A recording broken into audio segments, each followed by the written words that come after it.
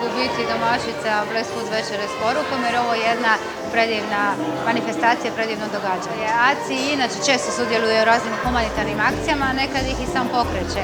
Tako da smo već ove godine donirali dječje odjele u bolnici u Dubrovniku i Puli, a ovo je samo nastavak jedne lijepe priče.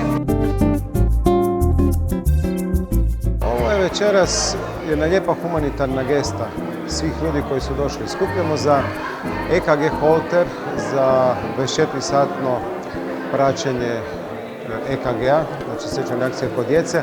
To će nam jako koristiti u svakodnevnom radu. Volim reći da je Patria mnogo čemu uvijek bila prva i zbog toga mi je izuzetno zadovoljstvo da upravo ova lijepa humanitarna priča je krenula iz naše Opatije. Ovaj projekt je definitivno dobra priča. Turistička ponuda Kvarnera sa humanitarnom crtom je nešto što jednostavno ne može čovjeka ostaviti ravnodušnim. I čestitam i zahvaljujem ljudima koji su ovdje došli da pomognu našim malim klincima u bolnici, a ujedno da ljudi vide ljepote Kvarnera.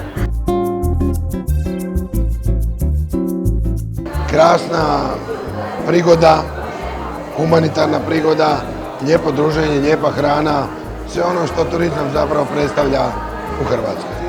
Mi očekujemo da će ovo biti dobar motiv za sve druge da podupru ovu akciju, ova turistička priča, ugostiteljska priča, bude nešto što će biti motiv za jedan hvalevrijedan humanitarni projekt.